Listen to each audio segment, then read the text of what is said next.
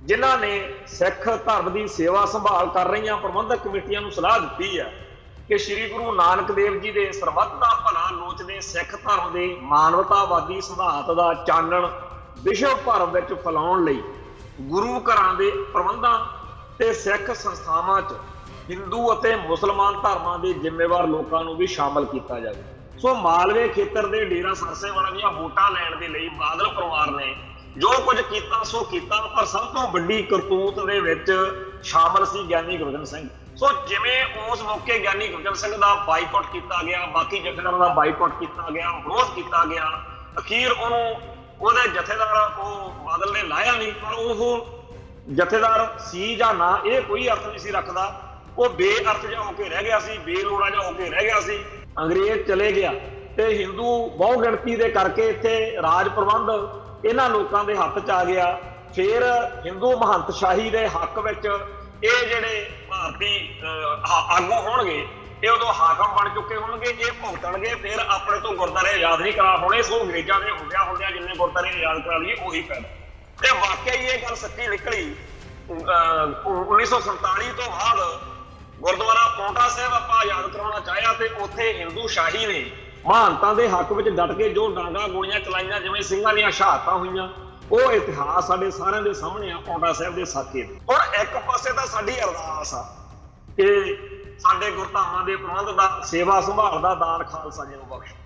दूजे पासे साडा इतिहास खड़ा कि असीं गैर सिखां दे कोलों हिंदू शाही महानता दे कोलों अपने गुरधामां नूं आजाद कराउण लई एक लंबा चौड़ा संघर्ष लड़िया।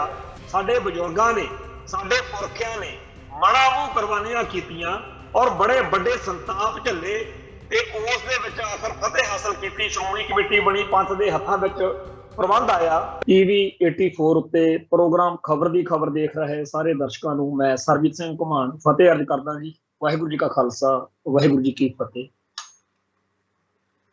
प्रोग्राम के शुरू च आपां साडे सिख कौम के धुरंधर विद्वान सरदार कपूर सिंह के कुछ बचन ने उनकी जिहड़े कलम चों लिखे गए ने वो संगतां नाल साझे करने चाहांगा। आउण वाले समयां विच सिੱਖੀ उत्ते अनेकां मारू हमले होणगे, किसी वेले सब कुछ रुड़ गया जापेगा, असुरी शक्तियां सब कुछ निगल जाणगीਆਂ, उस वेले विचलित नहीं होना। गुरु भरोसे चंगे दिनां दी आमद दी आस टुटण नहीं देनी। असल सिੱਖੀ ਦੇ ਬੀ ਨੂੰ ਘੁੱਟ ਕੇ ਗਲ ਨਾਲ ਲਾਈ ਰੱਖਣਾ। ਬੀ ਵਿੱਚ ਬੜੀ ਸ਼ਕਤੀ ਹੈ। ਮਿਸਰ ਦੀਆਂ ਪ੍ਰਾਮੰਡਾਂ ਵਿੱਚੋਂ ਬੀ ਮਿਲੇ ਹਨ ਜੋ ਬੀਜਦਿਆਂ ਸਾਰ ਹੀ ਪੌਦੇ ਪੇੜ ਬਣ। ਦਰਿਆ ਦੇ ਕਹਿਰ ਤੋਂ ਬਾਅਦ ਧਰਤੀ ਹੋਰ ਉਪਜਾਊ ਹੋ ਜਾਵੇਗੀ। ਸੂਰਜ ਨਵਾਂ ਜੀਵਨ ਲੈ ਕੇ ਰੋਸ਼ਨੀ ਬਖੇਰੇਗਾ। ਉਸ ਬੀ ਨੂੰ ਦੁਬਾਰੇ ਬੀਜ ਦੇਣਾ ਉਹ ਸਿੱਖੀ ਦੀ ਨਵੀਂ ਫਸਲ ਪੈਦਾ ਕਰੇਗਾ। ਛੋਟੇ ਛੋਟੇ ਬੀਆਂ ਤੋਂ ਹੀ ਵੱਡੇ ਵੱਡੇ ਦਰਖਤ ਬਣਦੇ ਨੇ जो पशु पंछियां का आसरा ते मनुख नूं छां प्रदान करने के काबिल हुंदे ने। इसलिए संकट समय सब तो वध सांभण वाली वस्तु बी ही हुंदा। सरदार कपूर सिंह जी दे ये जिहड़े बोल मैं संगतां नाल साझे कीते आ उहदे पिछे मेरी भावना यही आ कि ये गल आपां नूं सब नूं ही पता कि साडी कौम उत्ते वाकया ही बेहद खतरनाक, बेहद मासूम, बेहद खूबसूरत, बेहद महीन, मतलब कई तो हमले इदां दे जिन्हां दा समझ ही नहीं लगता कि यह हमला यह इन्ने खूबसूरती दे नाल जाल विछाया जाता कि साडे बंदे आप उस जाल च भज के ये सोच के फसदे आ कि शायद साडे भले दी गल। सो ये जिहड़े हमले हो रहे ने इस वेले साडा वाह एक इहो जिहा दुश्मन नाल पिया होया जिहड़ा जदों सानूं जंग दे मैदान विच लड़ना पैंदा, जदों हथियारबंद जां सरीरक जंगां होईयां उत्थे असीं बड़ी वधिया कमाल दे हुनर दिखाए। पर जिहो जिहा अज दा समां उहदे विच साडी लीडरशिप जां साडी कौम जिहड़ी है वो उस पद्धर दी साबित नहीं हो पा रही जिस पद्धर दी उहनूं होना चाहिए। सो अकाल पुरख वाहिगुरू साडे ते किरपा करन कि सानूं इहो जिहे आगू, इहो जिहियां गुरसिख रूहां मिल जाण जिन्हां दे नाल साडा ये जिहड़ा घाटा ये भी पूरा हो जाए। पर जिहड़ी असीं इस सरदार कपूर सिंह जी की गलबात विचों गल फड़ी आ वो ये आ कि जदों कदे हड़ आ जाए उस मौके जिवें एक किसान जिहड़ा है ਉਹ ਭੱਜ ਕੇ ਘਰ ਵਿੱਚ ਵੜਦਾ, ਉਹ ਇਹ ਨਹੀਂ ਦੇਖਦਾ ਕਿ ਘਰ ਡਿੱਗ ਰਹੇ ਨੇ, ਦਰਿਆ ਦਾ ਪਾਣੀ ਪਲ ਪਲ ਵੱਧ ਰਿਹਾ, ਘਰਾਂ ਦੀਆਂ ਛੱਤਾਂ ਕੰਧਾਂ ਡਿੱਗ ਰਹੀਆਂ ਨੇ। ਉਸ ਮੌਕੇ ਉਹ ਤੂੜੀ ਵਾਲੇ 'ਚ ਵੜ ਕੇ ਛੇਤੀ ਦੇਣੇ ਸਿਰ ਤੋਂ ਪਰਨਾ ਲਾਹ ਕੇ ਜਿਹੜਾ ਬੀਜ ਵਾਲੀ ਕਣਕ ਰੱਖੀ ਹੁੰਦੀ ਆ ਉਹ ਚੋਂ ਬੀਜ ਚੱਕ ਕੇ ਬਾਹਰ ਨੂੰ ਭੱਜਦਾ। ਜਦੋਂ ਘਰ ਵਾਲੇ ਪਿੰਡ ਵਾਲੇ ਉਹਨੂੰ ਉੱਚੇ ਥਾਂ ਤੇ ਪਹੁੰਚ ਕੇ ਗੁੱਸੇ 'ਚ ਰੋਸ ਨਾਲ ਕਹਿੰਦੇ ਆ ਕਿ ਐਡੀ ਕੀ ਅੱਗ ਲੱਗੀ ਸੀ, ਤੂੰ ਭੱਜਿਆ ਗਿਆ ਪਹਿਲੋਂ ਪਾਣੀ 'ਚ ਇੰਨੇ ਡੂੰਘੇ 'ਚ, ਉੱਥੇ ਕੋਈ ਨੁਕਸਾਨ ਹੋ ਜਾਂਦਾ ਤੇ ਤੂੰ ਹੁਣ ਕੀ ਲੈ ਕੇ ਆਇਆ। ਤੇ ਜਦੋਂ ਉਹ ਪਰਨਾ ਖੋਲ ਕੇ ਦਿਖਾਉਂਦਾ ਤੇ ਕਹਿੰਦਾ ਕਿ ਮੈਂ ਬੀਜ ਲੈ ਕੇ ਆਇਆ, ਇਸ ਹੜ੍ਹ ਦੇ ਪਾਣੀ ਨੇ ਇੱਕ ਦਿਨ ਹੇਠਾਂ ਲੈ ਜਾਣਾ ਤੇ ਜਦੋਂ ਧਰਤੀ ਠੀਕ ਹੋ ਜਾਊਗੀ, ਜਦੋਂ ਸੂਰਜ ਆਰਾਮ ਨਾਲ ਰੋਸ਼ਨੀ ਦੇਗਾ, ਉਦੋਂ ਜਦੋਂ ਆਪਾਂ ਇਹ ਬੀਜ ਬੀਜਾਂਗੇ ਤਾਂ ਦੁਬਾਰਾ ਹਜ਼ਾਰਾਂ ਮਣ ਕਣਕ ਇਸ ਥੋੜੇ ਜਿਹੇ ਬੀਜ ਤੋਂ ਆਪਾਂ ਪੈਦਾ ਕਰ ਸਕਾਂਗੇ। ਸੋ ਜਿਹੜਾ ਬੀਜ ਆ ਇਹ ਸੰਭਾਲਣਾ ਬੜਾ ਜ਼ਰੂਰੀ ਆ। ਅੱਜ ਦੇ ਸਮੇਂ ਵਿੱਚ ਸਾਡੇ ਆਲੇ ਦੁਆਲੇ ਬੇਅੰਤ ਸ਼ਖਸੀਅਤਾਂ, ਜਥੇਬੰਦੀਆਂ, ਧਿਰਾਂ, ਇਹੋ ਜਿਹੇ ਪਲੇਟਫਾਰਮ ਦਿਖ ਰਹੇ ਨੇ ਜਿਹੜੇ ਸਿੱਖ ਕੌਮ ਦਾ ਇਸ ਭਿਆਨਕ ਸਮਿਆਂ ਦੇ ਵਿੱਚ ਬੀਜ ਸਾਂਭਣ ਦੀ ਗੱਲ ਕਰ ਰਹੇ। ਸਾਨੂੰ ਉਹਨਾਂ ਧਿਰਾਂ, ਧੜਿਆਂ, ਵਿਅਕਤੀਆਂ ਦਾ ਪੂਰਾ ਮਾਣ ਸਤਿਕਾਰ ਆ। ਅਸੀਂ ਉਹਨਾਂ ਸਾਰੇ ਭੈਣ ਭਰਾਵਾਂ ਦਾ ਬੇਹੱਦ ਸ਼ੁਕਰਗੁਜ਼ਾਰ ਹਾਂ ਕਿ ਉਹ ਸੱਚੇ ਪਾਸੇ ਲੱਗੇ ਨੇ। ਅਕਾਲ ਪੁਰਖ ਵਾਹਿਗੁਰੂ ਉਹਨਾਂ ਦੀ ਜਿਹੜੀ ਇਹ ਸੇਵਾ ਉਹ ਥਾਂ ਪਾਉਣ ਤੇ ਸਾਰੇ ਸਿੱਖ ਜਗਤ ਨੂੰ ਇਹੋ ਜਿਹੀਆਂ ਧਿਰਾਂ, ਧੜੇ, ਸ਼ਖਸੀਅਤਾਂ ਦਾ ਸਾਥ ਸਹਿਯੋਗ ਦੇਣਾ ਚਾਹੀਦਾ ਜਿਹੜੇ ਇਹ ਸੇਵਾ ਕਰ ਰਹੇ ਨੇ। ਅਸੀਂ ਬੜੀ ਛੇਤੀ, ਬੜੀ ਤੇਜ਼ੀ ਨਾਲ ਗੱਲ ਪਛਾਣ ਸਕਣ ਦੇ ਸਮਰੱਥ ਹੋ ਚੁੱਕੇ ਹਾਂ।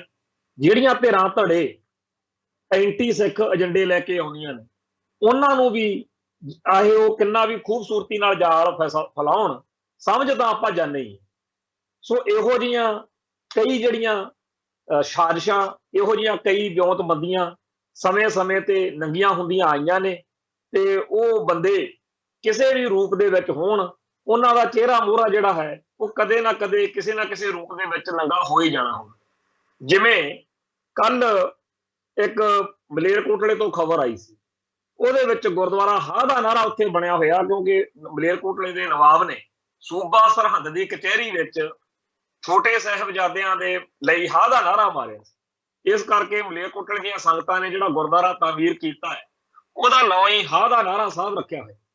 ਉੱਥੇ ਤਖਤ ਸ੍ਰੀ ਪਟਨਾ ਸਾਹਿਬ ਦੇ ਜਥੇਦਾਰ ਸਿੰਘ ਸਾਹਿਬ ਗਿਆਨੀ ਰਣਜੀਤ ਸਿੰਘ ਗੌਹਰੇ ਮਸਕੀਨ ਉਹ ਉੱਥੇ ਪਹੁੰਚੇ ਸੀਗੇ, ਜਿਨ੍ਹਾਂ ਨੇ ਸਿੱਖ ਧਰਮ ਦੀ ਸੇਵਾ ਸੰਭਾਲ ਕਰ ਰਹੀਆਂ ਪ੍ਰਬੰਧਕ ਕਮੇਟੀਆਂ ਨੂੰ ਸਲਾਹ ਦਿੱਤੀ ਹੈ ਕਿ ਸ੍ਰੀ ਗੁਰੂ ਨਾਨਕ ਦੇਵ ਜੀ ਦੇ ਸਰਬੱਤ ਦਾ ਭਲਾ ਲੋਚਦੇ ਸਿੱਖ ਧਰਮ ਦੇ ਮਾਨਵਤਾਵਾਦੀ ਸਿਧਾਂਤ ਦਾ ਚਾਨਣ ਵਿਸ਼ਵ ਭਰ ਵਿੱਚ ਫੈਲਾਉਣ ਲਈ ਗੁਰੂ ਘਰਾਂ ਦੇ ਪ੍ਰਬੰਧਾਂ ਤੇ ਸਿੱਖ ਸੰਸਥਾਵਾਂ 'ਚ ਹਿੰਦੂ ਅਤੇ ਮੁਸਲਮਾਨ ਧਰਮਾਂ ਦੇ ਜ਼ਿੰਮੇਵਾਰ ਲੋਕਾਂ ਨੂੰ ਵੀ ਸ਼ਾਮਲ ਕੀਤਾ ਜਾਵੇ। ਕਿਆ ਕਮਾਲ ਦੀ ਬਾਤ! ਅੱਜ ਤੱਕ ਅਸੀਂ ਕੋਈ ਨਾ ਇਹ ਗੱਲ ਸੋਚੀ ਤੇ ਨਾ ਇਹ ਸੁਣੀ ਕਿ ਕਿਸੇ ਮੰਦਿਰ ਦੇ ਪ੍ਰਬੰਧ ਦੇ ਵਿੱਚ ਕਿਸੇ ਮੁਸਲਮਾਨ ਵੀਰ ਨੂੰ ਸ਼ਾਮਲ ਕੀਤਾ ਜਾਵੇ।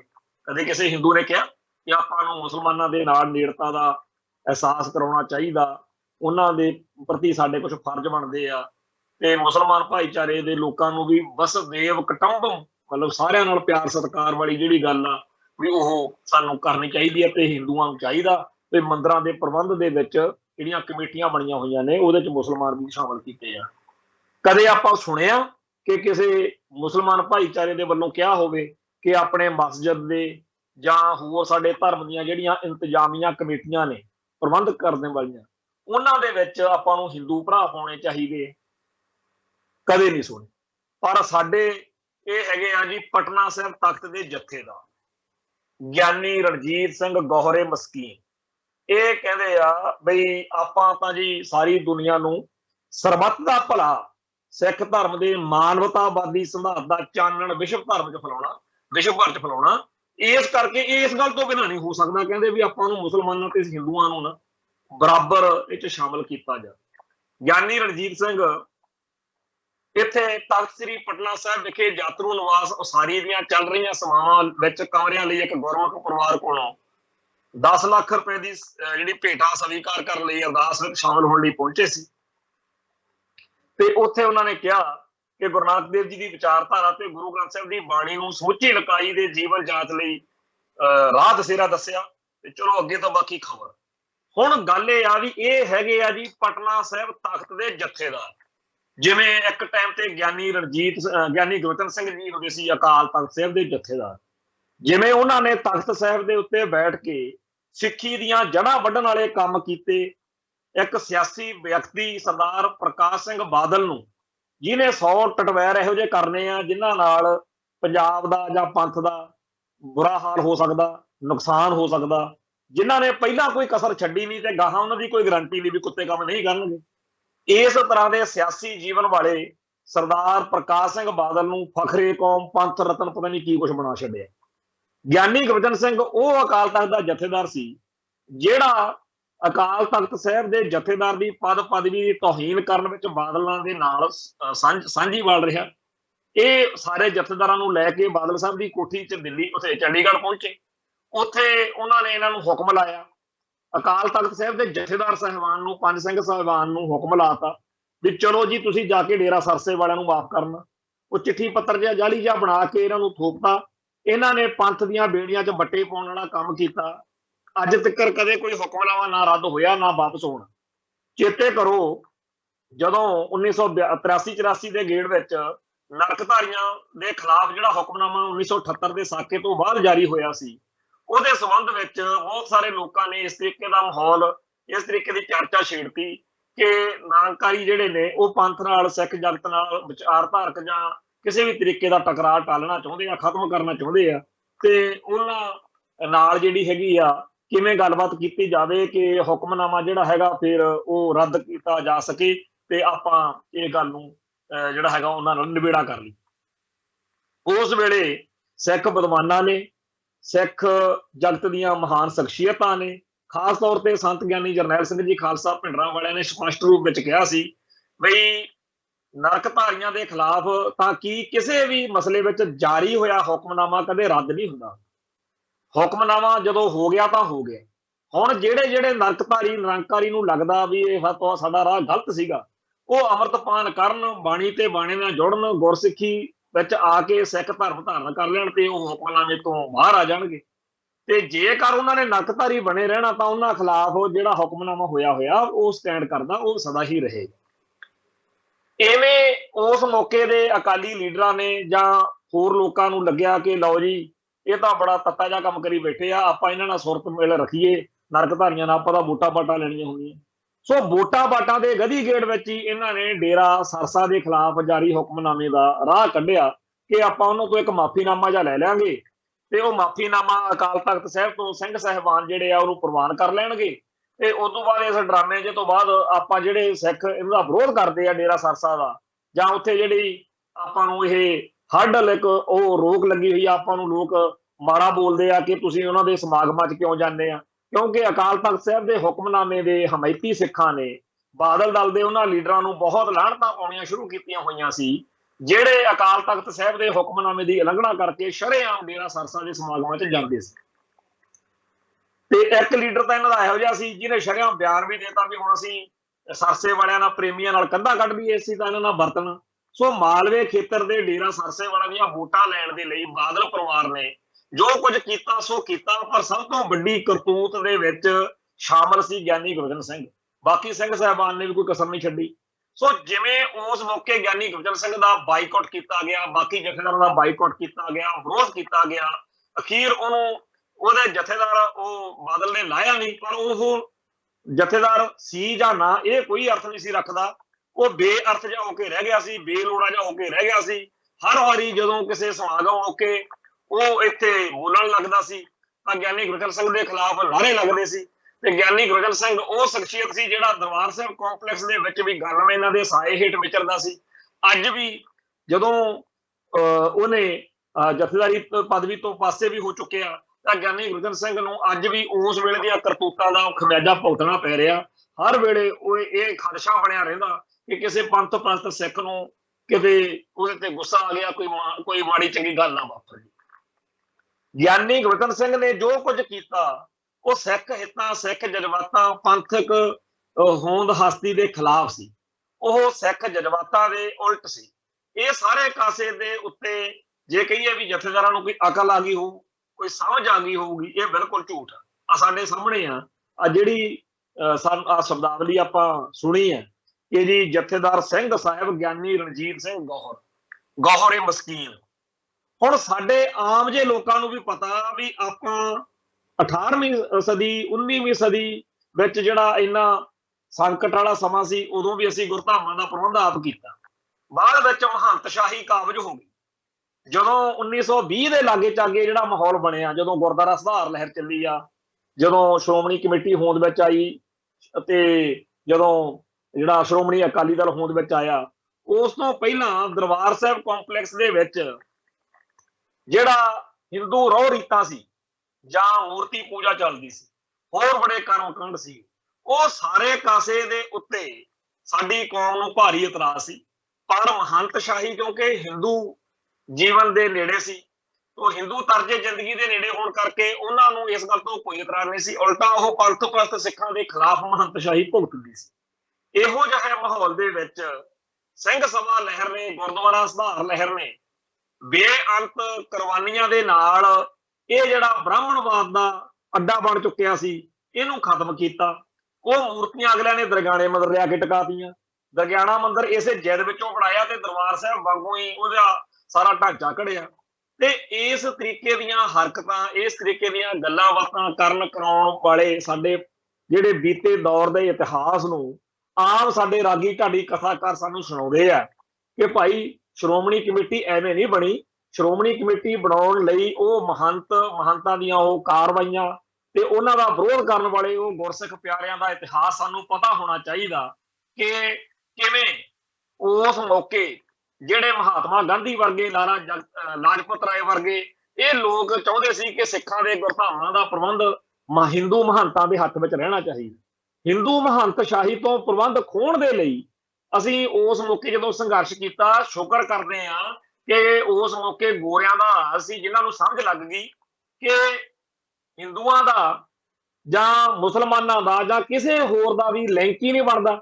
ਸਿੱਖਾਂ ਦਾ ਜਿਹੜਾ ਗੁਰਦੁਆਰਾ ਸਿੱਖਾਂ ਦੇ ਪ੍ਰਬੰਧ ਹੋਣਾ ਚਾਹੀਦਾ। ਸੋ ਗੁਰਦੁਆਰਾ ਸੁਧਾਰ ਲਹਿਰ ਦੌਰਾਨ ਆਪਾਂ ਵੱਡੀ ਪੱਧਰ ਤੇ ਜਿਹੜੇ ਗੁਰਦੁਆਰਾ ਸਾਹਿਬਾਨ ਕਾਬਜ ਕੀਤੇ, ਜਿਹੜੇ ਸ਼੍ਰੋਮਣੀ ਕਮੇਟੀ ਅਧੀਨ ਨੇ, ਉਹਨਾਂ ਬਾਰੇ ਇੱਕ ਵਾਰ ਇੱਥੋਂ ਤੱਕ ਗੱਲ ਹੋਈ ਕਿ ਝੱਬਰ ਜੀ, ਕਰਤਾਰ ਸਿੰਘ ਝੱਬਰ ਜੀ ਨੂੰ ਜਦੋਂ ਸੁਨੇਹਾ ਲਾਇਆ ਇਹਨਾਂ ਅਕਾਲੀ ਲੀਡਰਾਂ ਨੇ ਕਿ ਜੀ ਆਪਾਂ ਨਨਕਾਣਾ ਸਾਹਿਬ ਨਾ ਜਾਓ, ਕਿਉਂਕਿ ਗਾਂਧੀ ਨੇ ਕਿਹਾ ਵੀ ਇਸ ਸਾਲ ਦੇ ਐਂਡ ਤੇ ਸਵਰਾਜ ਹੋ ਜਾਣਾ, ਤੇ ਜੇਕਰ ਆਪਾਂ ਐਂ ਪੰਗੇ ਲੈਂਦੇ ਰਹੇ ਆਪਣੀ એનર્ਜੀ ਵੇਸਟ ਹੋਊਗੀ। ਆਪਾਂ ਗੋਰਿਆਂ ਦੇ ਖਿਲਾਫ ਅੰਗਰੇਜ਼ਾਂ ਨੂੰ ਬਾਹਰ ਕੱਢੀਏ, ਫਿਰ ਆਪਾਂ ਭਾਰਤ ਰੂਪੀ ਗੁਰਦੁਆਰਾ ਜਦੋਂ ਆਜ਼ਾਦ ਕਰਾ ਲਿਆ, ਫਿਰ ਆਪਾਂ ਆਪਣੇ ਗੁਰਦੁਆਰੇ ਜਿਹੜੇ ਆਪਣੇ ਆਜ਼ਾਦ ਹੀ ਆ, ਜਦੋਂ ਆਪਾਂ ਮੁਲਕ ਹੀ ਆਜ਼ਾਦ ਕਰਾ ਲਿਆ, ਤਾਂ ਉਸ ਟਾਈਮ ਇੱਕ ਸਿਆਣੇ ਦੂਰਦ੍ਰਿਸ਼ਟੀ ਵਾਲੇ ਨੇਤਾ ਹੋਣ ਦੇ ਜਿਹੜੇ ਲੱਛਣ ਆ ਉਹ ਪ੍ਰਗਟ ਕਰਦੇ ਆ ਸਰਦਾਰ ਝੱਬਰ ਨੇ ਕਿਹਾ ਸੀ ਵੀ ਪਹਿਲੀ ਗੱਲ ਤਾਂ ਮੈਨੂੰ ਯਕੀਨ ਹੀ ਨਹੀਂ ਵੀ ਅੰਗਰੇਜ਼ ਇੱਥੋਂ ਚਲੇ ਜਾਣਗੇ। ਚਲੋ ਮੰਨ ਲੈਂਦੇ ਆ ਵੀ ਅੰਗਰੇਜ਼ਾਂ ਨੇ ਇਸ ਸਾਲ ਦੇ ਐਂਡ ਤੇ ਚਲੇ ਜਾਣਾ, ਪਰ ਜਦੋਂ ਅੰਗਰੇਜ਼ ਚਲੇ ਗਏ ਤਾਂ ਉਦੋਂ ਸਾਡੇ ਲਈ ਗੁਰਦੁਆਰਿਆਂ ਦੇ ਵਿੱਚੋਂ ਮਹੰਤਸ਼ਾਹੀ ਨੂੰ ਕਬਜ਼ੇ ਤੋਂ ਹਟਾਉਣਾ ਹੋਰ ਜ਼ਿਆਦਾ ਮੁਸ਼ਕਲ ਹੋ ਜਾਊਗਾ। ਕਿਉਂਕਿ ਅੱਜ ਜਦੋਂ ਆਪਾਂ ਗੁਰਦੁਆਰਾ ਸਾਹਿਬਾਨ ਦੇ ਵਿੱਚ ਜਾਂਦੇ ਆ, ਆਪਦੇ ਧਰਮ ਸਥਾਨ ਦੇ ਉੱਤੇ ਕਾਬਜ ਦੂਜੇ ਧਰਮ ਦੇ ਲੋਕਾਂ ਨੂੰ ਪਾਸੇ ਕਰਨ ਦੇ ਜਦੋਂ ਆਪਾਂ ਸੰਘਰਸ਼ ਕਰਦੇ ਆ ਤਾਂ ਗੋਰੇ ਸਾਡੇ ਰਾਹ 'ਚ ਨਹੀਂ ਆਉਂਦੇ। ਪਰ ਜਦੋਂ ਅੰਗਰੇਜ਼ ਚਲੇ ਗਿਆ ਤੇ ਹਿੰਦੂ ਬਹੁ ਗਿਣਤੀ ਦੇ ਕਰਕੇ ਇੱਥੇ ਰਾਜ ਪ੍ਰਬੰਧ ਇਹਨਾਂ ਲੋਕਾਂ ਦੇ ਹੱਥ 'ਚ ਆ ਗਿਆ, ਫਿਰ ਹਿੰਦੂ ਮਹੰਤਸ਼ਾਹੀ ਦੇ ਹੱਕ ਵਿੱਚ ਇਹ ਜਿਹੜੇ ਭਾਰਤੀ ਆਗੂ ਹੋਣਗੇ, ਇਹ ਉਦੋਂ ਹਾਕਮ ਬਣ ਚੁੱਕੇ ਹੋਣਗੇ, ਇਹ ਭੁਗਤਣਗੇ। ਫਿਰ ਆਪਣੇ ਤੋਂ ਗੁਰਦੁਆਰੇ ਆਜ਼ਾਦ ਨਹੀਂ ਕਰਾ ਹੋਣੇ, ਸੋ ਅੰਗਰੇਜ਼ਾਂ ਦੇ ਹੁੰਦਿਆਂ ਜਿੰਨੇ ਗੁਰਦੁਆਰੇ ਆਜ਼ਾਦ ਕਰਾ ਲਈਏ ਉਹੀ ਫਾਇਦਾ। ਤੇ ਵਾਕਿਆ ਹੀ ਇਹ ਗੱਲ ਸੱਚੀ ਨਿਕਲੀ। 1947 ਤੋਂ ਬਾਅਦ ਗੁਰਦੁਆਰਾ ਪੌਂਟਾ ਸਾਹਿਬ ਆਪਾਂ ਆਜ਼ਾਦ ਕਰਾਉਣਾ ਚਾਹਿਆ ਤੇ ਉੱਥੇ ਹਿੰਦੂ ਸ਼ਾਹੀ ਨੇ ਮਹੰਤਾਂ ਦੇ ਹੱਕ ਵਿੱਚ ਡਟ ਕੇ ਜੋ ਡਾਂਗਾ ਗੋਲੀਆਂ ਚਲਾਈਆਂ, ਜਿਵੇਂ ਸਿੰਘਾਂ ਦੀਆਂ ਸ਼ਹਾਦਤਾਂ ਹੋਈਆਂ, ਉਹ ਇਤਿਹਾਸ ਸਾਡੇ ਸਾਰਿਆਂ ਦੇ ਸਾਹਮਣੇ ਆ ਪੌਂਟਾ ਸਾਹਿਬ ਦੇ ਸਾਕੇ ਦਾ। ਸੋ ਇਹ ਗੱਲ ਆਪਾਂ ਸਾਰੇ ਜਿਹੜੇ ਆਮ ਸਧਾਰਨ ਪਾਠਕ ਆ ਜਾਂ ਆਮ ਲੋਕ ਨੇ ਜਿਹੜੇ ਸਿੱਖ ਇਤਿਹਾਸ ਤੋਂ ਜਾਣੂ ਨੇ, ਉਹਨਾਂ ਨੂੰ ਵੀ ਪਤਾ ਕਿ ਗੁਰਦੁਆਰਾ ਸਾਹਿਬਾਨ ਜਿਹੜੇ ਨੇ ਉਹ ਸਿੱਖਾਂ ਦੇ ਨੇ। ਕੋਈ ਹਿੰਦੂ ਮੁਸਲਮਾਨ ਜਾਂ ਕਿਸੇ ਵੀ ਜਾਤ ਵਰਣ ਦਾ ਬੰਦਾ ਮੱਥਾ ਟੇਕਣ ਆ ਸਕਦਾ, ਸੇਵਾ ਵੀ ਕਰ ਸਕਦਾ, ਪਰ ਪ੍ਰਬੰਧ ਦੇ ਵਿੱਚ ਕਦੇ ਕਿਸੇ ਗੈਰ ਸਿੱਖ ਦੀ ਕੋਈ ਗੱਲ ਨਹੀਂ ਬਣਦੀ। ਆਪਾਂ ਤਾਂ ਅਰਦਾਸ ਕਰਦੇ ਹਾਂ ਕਿ ਜਿਨ੍ਹਾਂ ਗੁਰਧਾਮਾਂ ਨੂੰ ਪੰਥ ਤੋਂ ਵਿਛੋੜਿਆ ਗਿਆ, ਉਹਨਾਂ ਦੀ ਸੇਵਾ ਸੰਭਾਲ ਦਾ ਦਾਨ ਪਿਆਰੇ ਖਾਲਸਾ ਜੀ ਨੂੰ ਬਖਸ਼ੋ। ਫਿਰ ਆਪਾਂ ਉੱਥੇ ਕਦੇ ਇਹ ਕਾਹਤੋਂ ਨਹੀਂ ਕਿਹਾ ਕਿ ਜਿਹੜੇ ਪਾਕਿਸਤਾਨ ਦੇ ਵਿੱਚ ਰਹਿ ਗਏ ਆ ਸਾਡੇ ਗੁਰਧਾਮ, ਉਹਨਾਂ ਦੀ ਸੇਵਾ ਸੰਭਾਲ ਉੱਥੇ ਰਹਿੰਦੇ ਮੁਸਲਮਾਨ ਕਰ ਲਿਆ ਕਰਨ, ਜਾਂ ਜਿਹੜੇ ਹਿੰਦੂ ਬਹੁ ਗਿਣਤੀ ਵਾਲੇ ਇਲਾਕੇ ਆ, ਆਪਾਂ ਉੱਥੇ ਅਰਦਾਸ ਕਾਹਤੋਂ ਨਹੀਂ ਕਰ ਲੈਂਦੇ ਕਿ ਉੱਥੇ ਜੀ ਹਿੰਦੂਆਂ ਨੂੰ ਦੇ ਦਿਆ ਕਰੋ ਪ੍ਰਬੰਧ? ਕਿਉਂਕਿ ਸਾਡੀ ਅਰਦਾਸ ਇਸੇ ਗੱਲ ਤੇ ਰਹਿਣੀ ਆ, ਸਿੱਖ ਇਤਿਹਾਸ ਤੇ ਸਿੱਖ ਸਿਧਾਂਤ ਅਨੁਸਾਰ ਇਹ ਗੱਲ ਆ ਕਿ ਸਾਡੇ ਪ੍ਰਬੰਧ ਆ ਜਿਹੜੇ ਗੁਰਦੁਆਰਾ ਸਾਹਿਬਾਨ ਦੇ, ਉਹ ਸਿੱਖਾਂ ਦੇ ਹੱਥ 'ਚ ਹੀ ਰਹਿਣੇ ਆ, ਖਾਲਸਾ ਜੀ ਦੇ ਹੱਥ 'ਚ ਰਹਿਣੇ। ਹੁਣ ਇੱਕ ਪਾਸੇ ਤਾਂ ਸਾਡੀ ਅਰਦਾਸ ਆ ਕਿ ਸਾਡੇ ਗੁਰਧਾਮਾਂ ਦੇ ਪ੍ਰਬੰਧ ਦਾ ਸੇਵਾ ਸੰਭਾਲ ਦਾ ਦਾਨ ਖਾਲਸਾ ਜੀ ਨੂੰ ਬਖਸ਼ੋ, ਦੂਜੇ ਪਾਸੇ ਸਾਡਾ ਇਤਿਹਾਸ ਖੜਾ ਕਿ ਅਸੀਂ ਗੈਰ ਸਿੱਖਾਂ ਦੇ ਕੋਲੋਂ, ਹਿੰਦੂ ਸ਼ਾਹੀ ਮਹਾਨਤਾ ਦੇ ਕੋਲੋਂ ਆਪਣੇ ਗੁਰਧਾਮਾਂ ਨੂੰ ਆਜ਼ਾਦ ਕਰਾਉਣ ਲਈ ਇੱਕ ਲੰਬਾ ਚੌੜਾ ਸੰਘਰਸ਼ ਲੜਿਆ। ਸਾਡੇ ਬਜ਼ੁਰਗਾਂ ਨੇ, ਸਾਡੇ ਪੁਰਖਿਆਂ ਨੇ ਮਣਾ ਮੂੰਹ ਕੁਰਬਾਨੀਆਂ ਕੀਤੀਆਂ ਔਰ ਬੜੇ ਵੱਡੇ ਸੰਤਾਪ ਝੱਲੇ ਤੇ ਉਸ ਦੇ ਵਿੱਚ ਆਖਰ ਫਤਿਹ ਹਾਸਲ ਕੀਤੀ। ਸ਼੍ਰੋਮਣੀ ਕਮੇਟੀ ਬਣੀ, ਪੰਥ ਦੇ ਹੱਥਾਂ ਵਿੱਚ ਪ੍ਰਬੰਧ ਆਇਆ। ਬੇਸ਼ੱਕ ਅੱਜ ਸ਼੍ਰੋਮਣੀ ਕਮੇਟੀ ਦੇ ਬਾਦਲ ਦਲ ਦਾ ਕਬਜ਼ਾ ਹੋ ਜਾਣ ਕਰਕੇ ਸਾਨੂੰ ਬੜੀ ਤਕਲੀਫ ਆ, ਪਰ ਇਹ ਤਾਂ ਗੱਲ ਹੈ ਨਾ ਕਿ ਸਿੱਖਾਂ ਨੇ ਉਸ ਹਿੰਦੂ ਮਹੰਤਸ਼ਾਹੀ ਤੋਂ ਖੜਾ ਛਡਾ ਕੇ ਇੱਕ ਇਹੋ ਜਿਹਾ ਸਿਸਟਮ ਖੜਾ ਕੀਤਾ ਜਿਹਦੇ ਬਾਰੇ ਅੱਜ ਚਲੋ ਸਾਡੇ ਵਿਚਾਰ ਵੱਖਰੇ ਆ, ਪਰ ਉਸ ਵੇਲੇ ਉਹਨਾਂ ਨੂੰ ਠੀਕ ਇਹੀ ਲੱਗਿਆ ਆਗੂਆਂ ਨੂੰ, ਸਾਡਿਆਂ ਨੂੰ, ਕਿ ਜੀ ਸਿੱਖ ਆਪਦੀਆਂ ਵੋਟਾਂ ਦੇ ਨਾਲ ਆਪਦੇ ਹਲਕੇ ਦਾ ਮੈਂਬਰ ਚੁਣਨਗੇ ਤੇ ਉਹ ਸਾਰੇ ਮੈਂਬਰ ਸਾਹਿਬਾਨ ਸ਼੍ਰੋਮਣੀ ਕਮੇਟੀ ਦੇ ਰਾਹੀਂ ਸਾਡੇ ਗੁਰਧਾਮਾਂ ਦਾ ਪ੍ਰਬੰਧ ਕਰਨਗੇ। ਸੋ ਸ਼੍ਰੋਮਣੀ ਕਮੇਟੀ ਬਣੀ ਤੇ ਉਹਦੇ ਵਿੱਚ ਅਸੀਂ ਗੁਰਦੁਆਰਾ ਸਾਹਿਬਾਨ ਦੇ ਪ੍ਰਬੰਧ ਲਈ ਸਿੱਖਾਂ ਨੂੰ ਮੌਕਾ ਦਿੱਤਾ।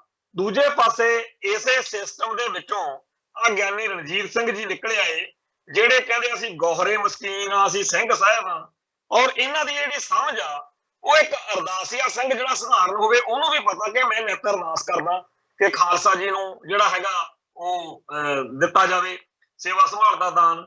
ਤੇ ਇਹਨਾਂ ਨੂੰ ਇਹ ਵੀ ਚਾਹੀਦਾ, ਪਤਾ ਹੋਣਾ ਚਾਹੀਦਾ ਕਿ ਸ਼੍ਰੋਮਣੀ ਕਮੇਟੀ ਬਣਾਉਣ ਦਾ ਇਤਿਹਾਸ ਕੀ ਆ।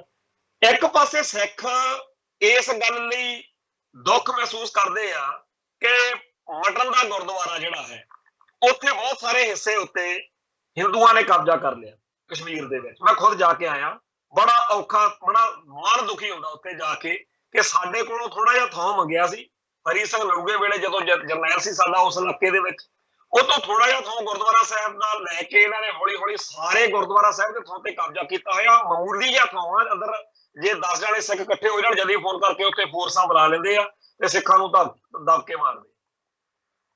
ਜਗਨਨਾਥਪੁਰੀ ਦਾ ਗੁਰਦੁਆਰਾ, ਹਰ ਕੀ ਪੌੜੀ ਵਾਲਾ ਗੁਰਦੁਆਰਾ ਤੇ ਘੱਟੋ ਘੱਟ 100 ਇਤਿਹਾਸਕ ਗੁਰਦੁਆਰੇ ਨੇ।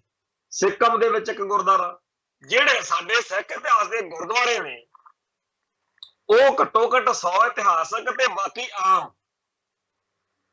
ਉਹਨਾਂ ਦੇ ਬਾਰੇ ਸਿੱਖ ਜਗਤ ਵਿੱਚ ਬੜਾ ਭਾਰੀ ਰੋਸ ਆ ਕਿ ਉਹਨਾਂ ਦਾ ਮੰਦਰੀਕਰਨ ਕਰ ਦਿੱਤਾ ਗਿਆ ਔਰ ਉਹਨਾਂ ਦੇ ਅੰਦਰ ਹਿੰਦੂ ਤਵਾ ਜਿਹੜਾ ਹੈ ਉਹ ਕਾਬਜ ਹੋ ਗਿਆ। ਅਸੀਂ ਤਾਂ ਬਾਰ-ਬਾਰ ਇਹ ਗੱਲ ਉਠਾ ਰਹੇ ਹਾਂ ਕਿ ਸਾਡੇ ਗੁਰਦੁਆਰਾ ਸਾਹਿਬਾਨ ਸਾਡੇ ਹਵਾਲੇ ਕੀਤੇ ਜਾਣ ਤੇ ਸਾਡੇ ਸਿੰਘ ਸਾਹਿਬ ਜੀ, ਗਿਆਨੀ ਰਣਜੀਤ ਸਿੰਘ ਜੀ, ਗੋਹਰੇ ਮਸਕੀਨ ਜੀ, ਇਹ ਇੱਥੇ ਕਹਿੰਦੇ ਆ ਜੀ ਵੀ ਸਰਬੱਤ ਦਾ ਭਲਾ ਵਾ ਇਹਦੇ ਵਿੱਚ, ਤੇ ਇਸ ਕਰਕੇ ਸਿੱਖ ਸੰਸਥਾਵਾਂ 'ਚ, ਗੁਰੂ ਘਰਾਂ ਦੇ ਪ੍ਰਬੰਧਾਂ 'ਚ ਹਿੰਦੂ ਅਤੇ ਮੁਸਲਮਾਨ ਧਰਮਾਂ ਦੇ ਜ਼ਿੰਮੇਵਾਰ ਲੋਕਾਂ ਨੂੰ ਸ਼ਾਮਲ ਕੀਤਾ ਜਾਵੇ।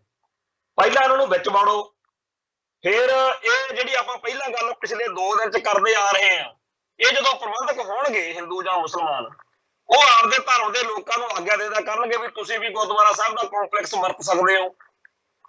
ਫਿਰ ਉੱਥੇ ਮੁਸਲਮਾਨ ਆਪਦੀ ਨਮਾਜ਼ ਪੜ੍ਹਨਗੇ ਜਾਂ ਹਿੰਦੂ ਜਿਹੜਾ ਹੈ ਉਹ ਇਹਨੂੰ ਰੋਕਣ ਆਉਣਗੇ, ਜਾਂ ਉੱਥੇ ਕੋਈ ਆਪਦਾ ਬਰਾਬਰ ਝੰਡਾ ਕੱਢ ਲੈਣਗੇ ਕਿ ਅਸੀਂ ਤਾਂ ਜੇ ਮੂਰਤੀ ਦੀ ਪੂਜਾ ਕਰਨੀ ਹੈ।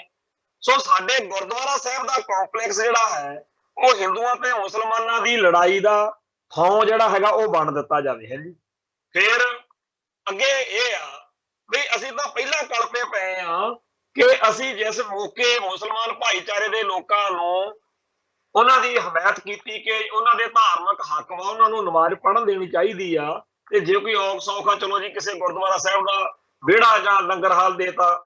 ਪਰ ਜਦੋਂ ਅਸੀਂ ਇਹ ਦੇਖਿਆ ਕਿ ਹੁਣ ਤਾਂ ਇੱਥੇ ਮੂਰਤੀ ਪੂਜਾ ਕਰਕੇ ਹਿੰਦੂ ਰੋਹ ਰੀਤਾਂ ਅਨੁਸਾਰ ਕਰਮਕਾਂਡ ਹੋਣ ਲੱਗ ਪਏ, ਅਸੀਂ ਤਾਂ ਇਹ ਚਾਹੁੰਦੇ ਆ ਕਿ ਸਿੱਧਾ ਹੁਕਮਨਾਮਾ ਹੋਣਾ ਚਾਹੀਦਾ ਵੀ ਸਿੱਖਾਂ ਦੇ ਗੁਰਧਾਮਾਂ ਦੇ ਅੰਦਰ ਕਿਸੇ ਵੀ ਗੈਰ ਮਜ਼ਹਬ ਦੇ ਕਿਰਿਆ ਕਾਂਡ, ਕਰਮਕਾਂਡ ਜਾਂ ਕੋਈ ਗੱਲ ਧਾਰਮਿਕ ਤੌਰ ਤੇ ਨਹੀਂ ਹੋ ਸਕਦੀ। ਅਸੀਂ ਤਾਂ ਇਹ ਚਾਹੁੰਦੇ ਆ ਕਿ ਸਿੱਖਾਂ ਨੂੰ ਆਪਦੇ ਗੁਰਧਾਮਾਂ ਦੇ ਅੰਦਰ ਕੇਵਲ ਸਿੱਖੀ ਦਾ ਪੂਰਨ ਪ੍ਰਚਾਰ ਕਰਨ ਦਾ ਮੌਕਾ ਮਿਲੇ। ਪਰ ਸਾਡੇ ਬੰਦੇ ਕਹਿੰਦੇ ਜੀ ਨਹੀਂ, ਉੱਥੇ ਤਾਂ ਜਿਹੜਾ ਹਿੰਦੂ ਤੇ ਮੁਸਲਮਾਨ ਆ ਉਹਨਾਂ ਨੂੰ ਪ੍ਰਬੰਧ 'ਚ ਲੈ ਕੇ ਆਓ। ਸੋ ਇਸ ਤਰੀਕੇ ਦੇ ਮਾਹੌਲ ਦੇ ਵਿੱਚ ਜਿਹੜੀ ਸਰਦਾਰ ਕਪੂਰ ਸਿੰਘ ਵਾਲੀ ਗੱਲ ਆ, ਜਿਹੜੀ ਆਪਾਂ ਪੜ੍ਹ ਕੇ ਹਟੇ ਆ ਕਿ ਆਉਣ ਵਾਲਾ ਸਮਾਂ ਜਿਹੜਾ ਹੈ ਉਹ ਬੜਾ ਭਿਆਨਕ ਆਊਗਾ, ਉਹ ਜਿਹੜਾ ਭਿਆਨਕ ਸਮਾਂ, ਉਹ ਮਾਰੂ ਹਮਲੇ ਉਹ ਇੰਨੇ ਖੂਬਸੂਰਤੀ ਦੇ ਨਾਲ, ਇੰਨੀ ਮਾਸੂਮੀਅਤ ਦੇ ਨਾਲ ਹੋ ਸਕਦੇ ਆ, ਇੰਨੇ ਮਹੀਨ ਹੋ ਸਕਦੇ ਆ, ਆਹ ਗਿਆਨੀ ਰਣਜੀਤ ਸਿੰਘ ਜੀ ਰਾਹੀਂ ਹੋ ਗਏ। ਹੁਣ ਅਗਲੇ ਜੀ ਪਟਨਾ ਸਾਹਿਬ ਦੇ ਜਥੇਦਾਰ ਨੇ, ਜਿਹਨੂੰ ਮਰਜ਼ੀ ਸੱਦ ਕੇ ਪੰਥ ਚੋਂ ਛੇਕ ਦੇਣ, ਜਿੱਤੇ ਮਰਜ਼ੀ ਕਾਰਵਾਈ ਕਰ ਦੇਣ, ਤੇ ਜਿਵੇਂ ਘੋੜੇ ਤੇ ਚੜਿਆ ਬੰਦਾ ਹੁੰਦਾ ਜਿਹਨੂੰ ਮਰਜ਼ੀ ਥੱਲੇ ਲੈ ਲਵੇ। ਇਹ ਪਦ ਪਦਵੀਆਂ ਜਿਹੜੀਆਂ ਨੇ ਇਹ ਸਿੱਖਾਂ ਦੇ ਵਿੱਚ ਟੈਰਰ ਪੈਦਾ ਕਰ ਲਈ ਨੇ, ਇਹ ਸਿੱਖਾਂ ਵਿੱਚ ਆਤੰਕ ਪੈਦਾ ਕਰ ਲਈ ਹੈ, ਸਿੱਖਾਂ 'ਚ ਦਹਿਸ਼ਤ ਪੈਦਾ ਕਰ ਲਈ ਹੈ ਕਿ ਜਥੇਦਾਰ ਹੋਣ ਦੇ ਕਰਕੇ ਅਸੀਂ ਜੋ ਮਰਜ਼ੀ ਕਹੀਏ। ਪਰ ਇਹਨਾਂ ਨੂੰ ਸਮਝ ਹੋਣੀ ਚਾਹੀਦੀ ਆ ਕਿ ਗਿਆਨੀ ਗੁਰਜਨ ਸਿੰਘ ਜੀ ਵੀ ਜਥੇਦਾਰ ਸੀ, ਪਰ ਗਿਆਨੀ ਹਰਪ੍ਰੀਤ ਸਿੰਘ ਜੀ ਵੀ ਜਥੇਦਾਰ ਨੇ। ਉਹਨਾਂ ਨੂੰ ਵੀ ਅੱਜ ਤੱਕ ਬਹੁਤੇ ਪੰਥ ਦੇ ਵੱਡੇ ਹਿੱਸੇ ਨੇ ਇਸੇ ਕਰਕੇ ਹਮੇਸ਼ਾ ਸਵਾਰੀਆਂ ਨਿਸ਼ਾਨ ਵਿੱਚ ਰੱਖਿਆ ਹੋਇਆ, ਕਿਉਂਕਿ ਉਹ ਥੋਪੇ ਤਾਂ ਬਾਦਲ ਦਲ ਦੇ ਹੋਏ ਨੇ। ਜਦੋਂ ਵੀ ਉਹ ਬਾਦਲ ਦਲ ਦੇ ਪੱਖ ਵਿੱਚ ਭੁਗਤਦੇ ਦਿਖਦੇ ਆ ਜਾਂ ਮਹਿਸੂਸ ਹੁੰਦਾ ਸੰਗਤਾਂ ਨੂੰ, ਕਿੰਨਾ ਕਰੜਾ ਵਿਰੋਧ ਹੁੰਦਾ। ਸੋ ਅਕਾਲ ਤਖਤ ਸਾਹਿਬ ਦੇ ਜਥੇਦਾਰ ਜਾਂ ਬਾਕੀ ਤਖਤ ਸਾਹਿਬਾਨ ਦੇ ਜਥੇਦਾਰ, ਇਹਨਾਂ ਨੂੰ ਹੱਥ ਬੰਨ੍ਹ ਕੇ ਬੇਨਤੀ ਆ ਕਿ ਪਹਿਲਾਂ ਹੀ ਬੜੇ ਆਪਣੇ ਤਾਂ ਜਿਹੜਾ ਹੈਗਾ ਸਿੱਖ ਸੰਸਥਾਵਾਂ ਦਾ, ਅਕਾਲ ਤਖਤ ਸਾਹਿਬ ਦਾ, ਹੁਕਮਨਾਮੇ ਦੀ ਪਰੰਪਰਾ ਦਾ ਤੇ ਪੰਜ ਸਿੰਘ ਸਾਹਿਬਾਨ ਦੀ ਪਰੰਪਰਾ ਦਾ, ਇਹ ਸਾਰੀ ਚੀਜ਼ਾਂ ਦਾ ਬਹੁਤ ਜ਼ਿਆਦਾ ਪਹਿਲਾਂ ਹੀ ਬਾਦਲ ਕਿਆਂ ਨੇ ਬੁਰਾ ਹਾਲ ਕਰਤਾ। ਦਿੱਲੀ ਦਰਬਾਰ ਤੋਂ ਉਹ ਕੁਝ ਨਹੀਂ ਸੀ ਹੋਇਆ। ਅਕਾਲ ਤਖਤ ਦਾ ਜੋ ਨੁਕਸਾਨ 1984 ਚ ਇੰਦਰਾ ਗਾਂਧੀ ਦੀ ਹਕੂਮਤ ਨਹੀਂ ਕਰ ਸਕੀ, ਟੈਂਕਾਂ ਤੋਪਾਂ ਬੰਬਾਂ ਦੇ ਗੋਲੇ ਨਹੀਂ ਕਰ ਸਕੇ, ਉਹ ਬਾਦਲ ਕਿਆਂ ਨੇ ਕਰਤਾ। ਤੇ ਰਹਿੰਦੀ ਖੂੰਹਦੀ ਕਸਰ ਜਿਹੜੀ ਹੈਗੀ ਆ ਹੁਣ ਸਾਡੇ ਸਿੰਘ ਸਾਹਿਬਾਨ ਨੇ ਕਰਨੀ ਸ਼ੁਰੂ ਕੀਤੀ ਹੋਈ ਹੈ। ਸੋ ਇਹ ਜਿਹੜਾ ਹਮਲਾ ਹੁੰਦਾ, ਇਹਦੇ ਖਿਲਾਫ ਬੋਲਣ ਮੌਕੇ ਵੀ ਲੋਕਾਂ ਦੇ ਜਿਹੜੇ ਪੈਰ ਲੱਤਾਂ ਕੰਬ ਜਾਂਦੀਆਂ ਨੇ ਕਿ ਸਾਡੇ ਖਿਲਾਫ ਕੋਈ ਕਾਰਵਾਈ ਨਾ ਹੋ ਜਾਵੇ।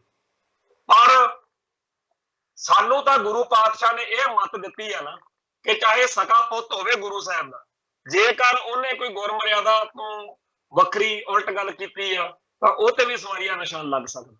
ਤੇ ਸਵਾਲ ਤਾਂ ਕਲਗੀਧਰ ਸ਼ਹਿਨਸ਼ਾਹ ਨੂੰ ਵੀ ਪੁੱਛਿਆ ਜਾ ਸਕਦਾ, ਜਦੋਂ ਉਹਨਾਂ ਨੇ ਤੀਰ ਦੇ ਨਾਲ ਪੀਰ ਦੀ, ਦਾਦੂ ਪੀਰ ਦੀ ਜਗ੍ਹਾ ਨੂੰ ਨਮਸਕਾਰ ਕੀਤੀ ਤਾਂ ਸਿੱਖਾਂ ਨੂੰ ਇਹ ਹੱਕ ਦਿੱਤਾ ਕਿ ਭਾਈ ਤੁਸੀਂ ਬਿਲਕੁਲ ਠੀਕ ਕੀਤਾ, ਤੁਹਾਡਾ ਇਹ ਹੱਕ ਬਣਦਾ। ਸੋ ਗਿਆਨੀ ਰਣਜੀਤ ਸਿੰਘ ਜੀ ਨੂੰ ਇਸ ਗੱਲ ਦੇ ਉੱਤੇ ਸਿੱਖ ਜਗਤ ਨੂੰ ਸਪਸ਼ਟ ਕਰਨਾ ਚਾਹੀਦਾ ਕਿ ਸਾਨੂੰ ਦੱਸਿਆ ਤੇ ਸਮਝਾਇਆ ਜਾਵੇ ਕਿ ਆਖਰ ਐਡੀ ਕੀ ਬਿਪਤਾ ਪਈ ਹੋਈ ਆ ਕਿ ਅਸੀਂ ਆਪਦੇ ਗੁਰਦੁਆਰਾ ਸਾਹਿਬਾਨ ਦੇ ਪ੍ਰਬੰਧ ਵਿੱਚ ਗੈਰ ਸਿੱਖਾਂ ਨੂੰ, ਜਿਹੜੇ ਕਿ ਆਪਸ ਵਿੱਚ ਹੀ ਨਿੱਤ ਦੰਗੇ ਕਰ ਰਹੇ ਨੇ, ਕਤਲੋਗਾਰਦ ਕਰਦੇ ਨੇ। ਆ ਕੱਲ ਖਬਰਾਂ ਲੱਗੀਆਂ ਪਰਸੋਂ 3-4 ਦਿਨ ਤੋਂ ਜਹਾਂਗੀਰ ਪੂਰੀ ਦਿੱਲੀ ਦੇ ਵਿੱਚ ਜੋ ਕੁਝ ਹੋਇਆ, ਉੱਥੇ ਬਾਅਦ ਵਿੱਚ ਪਹਿਲਾਂ ਤਾਂ ਉਹਨਾਂ ਨੇ ਹਿੰਦੂਆਂ ਨੇ ਆਪਦੇ ਰਾਜਸੀ ਤਾਕਤ ਦੇ ਨਾਲ ਮੁਸਲਮਾਨਾਂ ਦਾ ਬੜਾਂਗਾ ਕੀਤਾ, ਫਿਰ ਪੁਲਿਸ ਨੇ ਪਰਚੇ ਦਰਜ ਕੀਤੇ ਤਾਂ ਮੁਸਲਮਾਨ ਸਾਰੇ ਫੜ ਲਏ, ਫਿਰ ਰਹਿੰਦੀ ਕਸਰ ਅੱਜ ਬਲਡੋਜ਼ਰ ਲੈ ਕੇ ਚਲੇ ਗਏ। ਸੁਪਰੀਮ ਕੋਰਟ ਦਾ ਆਰਡਰ ਆ ਗਿਆ ਵੀ ਇਹ ਬਲਡੋਜ਼ਰ ਨਾ ਚਲਾਇਆ ਜਾਵੇ। ਕਹਿੰਦੇ ਜੀ ਅਸੀਂ ਤਾਂ ਗੈਰ ਕਾਨੂੰਨੀ ਉਸਾਰੀਆਂ ਜਿਹੜੀਆਂ ਨੇ ਉਹ ਢਾਹ ਰਹੇ, ਤੇ ਮੁਸਲਮਾਨਾਂ ਦਾ ਜਿਹੜਾ ਘਾਣ ਹੁੰਦਾ ਉਹਦੇ ਬਦਲੇ ਚ ਪਤਾ ਨਹੀਂ ਉਹਨਾਂ ਨੂੰ ਕੀ ਕੁਝ ਕਰਨਾ ਪੈਣਾ। ਤੋਂ ਜਿਹੜਾ ਹਿੰਦੂ ਤੇ ਮੁਸਲਮਾਨ ਦਾ ਇਹ ਆਪਸੀ ਤਕਰਾਰ, ਆਪਸੀ ਟਕਰਾਅ ਭਾਰਤ ਵਿੱਚ ਵੱਧ ਰਿਹਾ, ਉਹ ਅਸੀਂ ਆਪਦੇ ਗੁਰਧਾਮਾਂ ਚ ਕਿਉਂ ਲੈ ਕੇ ਆਈਏ? ਕਿਉਂ ਅਸੀਂ ਹਿੰਦੂਆਂ ਤੇ ਮੁਸਲਮਾਨਾਂ ਨੂੰ ਆਪਦੇ ਗੁਰਦੁਆਰਾ ਸਾਹਿਬਾਨ ਦੇ ਪ੍ਰਬੰਧ ਵਿੱਚ ਵਾੜੀਏ? ਦੂਜਾ ਜਿਹੜਾ ਸਾਡੀ ਅਰਦਾਸ ਆ ਕਿ ਸੇਵਾ ਸੰਭਾਲ ਦਾ ਦਾਨ ਪਿਆਰੇ ਖਾਲਸਾ ਜੀ ਨੂੰ ਬਖਸ਼ੋ, ਇਹ ਫਿਰ ਗਲਤ ਵਾ।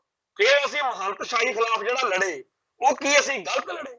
ਸੋ ਅਕਾਲ ਤਖਤ ਸਾਹਿਬ ਨੂੰ ਜਾਂ ਤਖਤਾਂ ਦੇ ਜਥੇਦਾਰ ਸਾਹਿਬਾਨ ਨੂੰ ਤੋਲ ਕੇ ਬੋਲਣਾ ਚਾਹੀਦਾ। ਸਾਡੇ ਵਰਗੇ ਆਮ ਬੰਦੇ ਗੜਬੜ ਕਰ ਲੈਣਗੇ, ਸਾਨੂੰ ਚਾਰ ਭਰਾ ਬੈਠ ਕੇ ਸਮਝਾ ਲੈਣਗੇ। ਸਾਡੀ ਕੋਈ ਗਲਤ ਬਿਆਨੀ ਹੋਵੇ, ਅਸੀਂ ਸਿੱਖ ਸਿਧਾਂਤ ਵਿਰੋਧੀ ਕੋਈ ਗੱਲ ਕਰ ਬੈਠੀਏ, ਸਾਨੂੰ ਲੋਕ ਸਮਝਾ ਲੈਣਗੇ ਕਿ ਭਾਈ ਤੁਹਾਡੀ ਇਹ ਗੱਲ ਪੰਥ ਦੇ ਹਿਸਾਬ ਨਾਲ, ਮਰਿਆਦਾ ਦੇ ਹਿਸਾਬ ਨਾਲ ਠੀਕ ਨਹੀਂ। ਸਾਨੂੰ ਬੜੀ ਖੁਸ਼ੀ ਹੋਊਗੀ ਕਿ ਸਾਡੀ ਕੌਮ ਸਜਗ ਵਾ, ਸਾਡੀ ਕੌਮ ਜਾਗਦੀ ਆ, ਤੇ ਜੇਕਰ ਅਸੀਂ ਕੋਈ ਗਲਤ ਗੱਲ ਕੀਤੀ ਸੀ ਤੇ ਸਾਡੀ ਕੌਮ ਨੇ ਸਾਨੂੰ ਤੁਰੰਤ ਉਹਦੇ ਉੱਤੇ ਘੇਰ ਲਿਆ ਤੇ ਸਾਨੂੰ ਕਿਹਾ ਗਿਆ ਤੇ ਅਸੀਂ ਉਸ ਗੱਲ ਨੂੰ, ਗਲਤੀ ਨੂੰ ਸਵੀਕਾਰ ਕਰੀਏ, ਸੁਧਾਰੀਏ। ਪਰ ਜੇ ਤਾਕਤਾਂ ਦੇ ਜਥੇਦਾਰੀ ਇਸ ਤਰੀਕੇ ਦੀਆਂ ਹਰਕਤਾਂ ਕਰਨ ਲੱਗ ਜਾਣਗੇ, ਉਹਨਾਂ ਨੂੰ ਕਿੱਥੇ ਕੀ ਕਰਾਂਗੇ ਅਸੀਂ? ਸੋ ਬਹੁਤ ਹੀ ਜ਼ਿਆਦਾ ਇਹ ਮਾੜੀ ਗੱਲ ਵਾ ਜਥੇਦਾਰ ਸਾਹਿਬਾਨ ਦੀ। ਅਸੀਂ ਤਾਂ ਪਿਛਲੇ ਪਹਿਲੋਂ ਵਾਲੇ ਜਥੇਦਾਰ ਸਾਹਿਬਾਨ ਜਿਹੜੇ ਨੇ ਉਹਨਾਂ ਦੇ ਚਰਚੇ ਆ, ਜਿਹੜੇ ਉਹਨਾਂ ਕਰਕੇ ਜੋ ਨੁਕਸਾਨ ਹੋਇਆ ਉਹਦੇ ਤੋਂ ਨਹੀਂ ਹਜੇ ਪੱਟੇ ਤਾਬ ਆਏ, ਆ ਨਵਾਂ ਹੀ ਕੰਮ ਚੱਲ ਪਿਆ।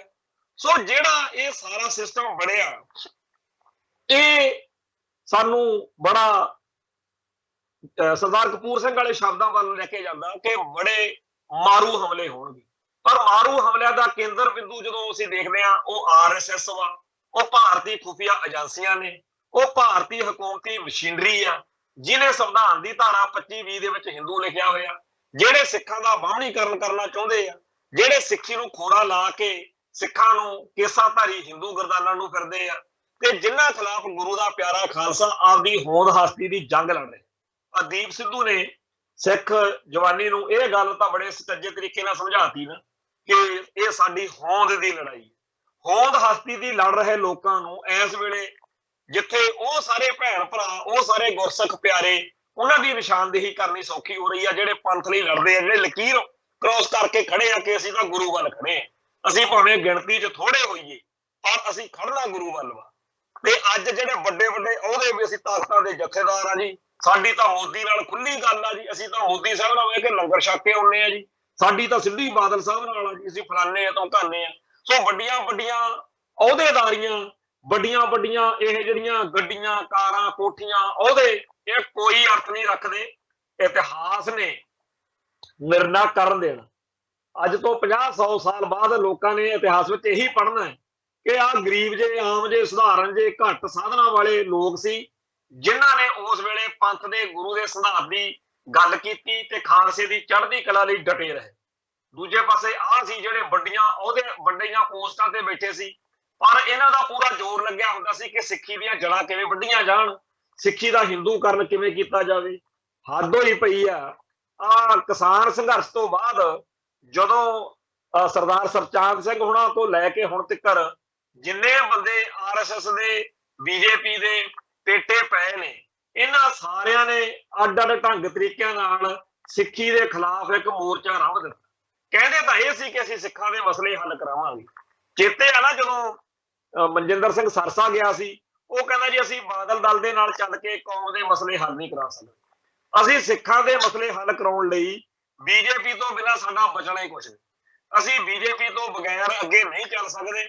ਸੋ BJP ਨੂੰ ਅਸੀਂ ਹਰ ਹੀਲੇ ਜੁਆਇਨ ਕਰਕੇ ਉਹਦੇ ਰਾਹੀਂ ਸਿੱਖਾਂ ਨੂੰ, ਮਤਲਬ ਉਹਨਾਂ ਨੇ ਐ ਲੱਗਣ ਲਾਤਾ ਬਸ ਥੋੜੇ ਦਿਨਾਂ ਸਿੱਖਾਂ ਦੇ ਸਾਰੇ ਜਿਹੜਾ ਦੇ ਨਜ਼ਰਬੰਦ ਬੇਦੋਸ਼ੇ ਸਿੱਖ ਨੇ ਉਹਨਾਂ ਨੂੰ ਰਿਹਾ ਕਰਾ ਦੇਣਾ, ਤੇ ਅਸੀਂ ਗੁਰਦੁਆਰੇ ਜਿਹੜੇ ਨੇ ਸਾਡੇ, ਜਿਹੜੇ ਹਿੰਦੂ ਤਲੀਆਂ ਦੇ ਕਬਜ਼ੇ 'ਚ ਉਹ ਵੀ ਆਜ਼ਾਦ ਕਰਾ ਲੈਣੇ ਆ, ਅਸੀਂ ਐ ਕਰ ਦੇਣਾ, ਅਸੀਂ ਉਹ ਕਰ ਦੇਣਾ। ਬੜੀਆਂ ਅਸੀਂ ਗੱਲਾਂ ਸੁਣੀਆਂ ਉਹਨਾਂ ਦੀਆਂ, ਪਰ ਸਾਡੇ ਸਾਹਮਣੇ ਆ ਕਿ ਕੱਖ ਨਹੀਂ ਬਣਿਆ ਤੇ ਨਾ ਬਣਨਾ,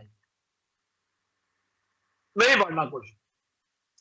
ਇਹ ਇੱਕ ਗੱਲ ਚੰਗੀ ਤਰ੍ਹਾਂ ਸਾਨੂੰ ਸਮਝ ਆ ਚੁੱਕੀ ਹੈ ਕਿ ਸਿੱਖ ਜਿਹੜੇ ਆ ਇੱਕ ਇਹੋ ਜਿਹੇ ਦੁਸ਼ਮਣ ਦੇ ਘੇਰੇ ਵਿੱਚ ਫਸ ਚੁੱਕੇ ਆ, ਜਿਹਦੇ ਕੋਲ ਭਲਾਈ ਤੋਂ ਛੁੱਟ ਬਾਕੀ ਸਾਰਾ ਕੁਝ ਹੀ, ਕਮੀਨਾਪਣ, ਮੀਸਣਾਪਣ, ਕਪਟ, ਛਾਲ, ਚਾਣਕਿਆ ਨੀਤੀ।